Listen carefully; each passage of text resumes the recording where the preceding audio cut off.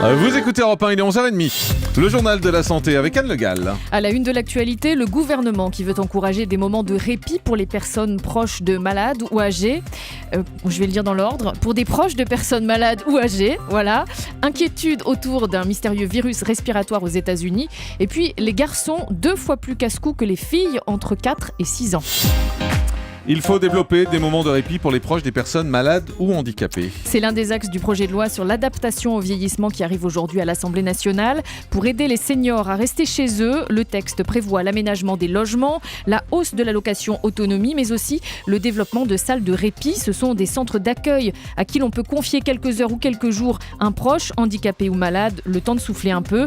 Mélanie Taravant a rencontré Tiskia, 60 ans. Son mari est atteint d'Alzheimer et la salle de répit 2 fois par semaine, ça lui fait énormément de bien.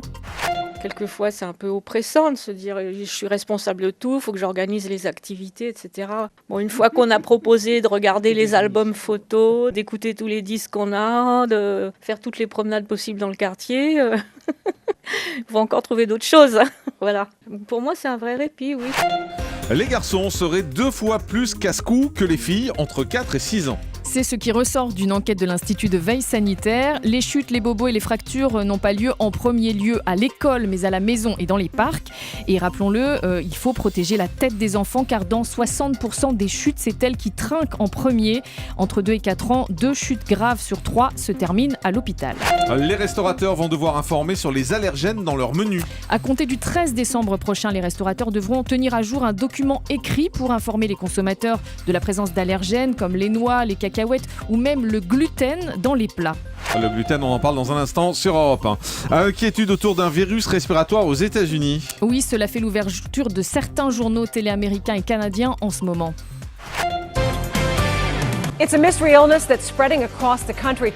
Voilà, c'est un mystérieux virus respiratoire potentiellement mortel qui se répand à travers le pays, nous dit cette présentatrice sur un ton assez alarmiste. Alors dans les faits, aucun décès n'est recensé à ce jour, mais ce virus est présent de façon soudaine et mystérieuse dans 12 États américains.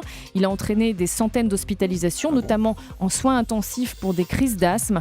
Le virus coupable est connu mais rare. Il s'agit d'un entérovirus, le EV68. Il se transmet par des éternuements et par les surfaces infectées. Le prestigieux prix Lasker va à un Français. Le neurochirurgien français Halim Louis Benabid a été distingué hier par la prestigieuse fondation américaine. Les prix Lasker sont considérés comme les Nobel américains. Le professeur Benabid est récompensé pour ses travaux sur la maladie de Parkinson et la stimulation cérébrale profonde. En stimulant certaines zones du cerveau avec des électrodes, cette technique permet en effet de réduire les troubles moteurs de la maladie. 100 000 patients en ont déjà bénéficié dans le monde, indique la fondation sur son site internet. Voilà, et puis ça me passionne toujours. Qu'y a-t-il vraiment dans les nuggets et les poissons panés ? C'est une enquête dans la presse. Exactement, c'est Mon à Dieu, lire dans 60 je sais pas si je vais vous écouter là. C'est à lire dans 60 millions de consommateurs. 24 produits ont été passés au crible. Et retenons que la teneur en protéines de ces produits n'est que de 14 grammes pour 100 grammes de nuggets. Voilà, c'est un petit peu plus que la matière grasse dont la moyenne est de 8,6 grammes pour 100 grammes. Il y a du poulet dans le nuggets de poulet et du poisson dans le nuggets de poisson ? Alors, il y en a un petit peu quand même. Voilà. C'est gentil. Ce que dit l'enquête, c'est que c'est assez conforme à ce qui est écrit sur la boîte. Mais bon, on rappelle que donc inutile de rajouter de l'huile ou du beurre dans la poêle avec ce niveau de matière grasse. Quand on va dans les fast-foods, c'est cuit dans l'huile, pourtant, les nuggets. Le chiffre du jour, 2843. 2843 €, c'est la somme dépensée en moyenne par chaque Français pour des examens médicaux ou des médicaments. C'était ce qui a été dépensé l'année dernière. Notons que les dépenses chez le médecin ou à l'hôpital sont en hausse, mais que les Français ont acheté moins de médicaments que l'année précédente. Merci Anne, on n'a pas le droit aux nuggets, Dr Cohen. Non, mais il ferait mieux de m'appeler 60 millions de consommateurs avant de dire ce genre de choses. C'est les enquêtes qu'on avait faites avec Patrick Serroc qui montraient que dans les nuggets de poulet, on trouvait de la peau de poulet, mais il n'y a pas d'étonnement à ce qu'il y ait un fort taux de matière grasse, parce qu'à partir du moment où il y a de la chapelure sur un produit, il absorbe terriblement l'huile. C'est pour ça qu'il y a des matières grasses. Donc, qu'il m'appelle. Mais on n'a pas le droit de manger de poulet, des nuggets, c'est tout ça.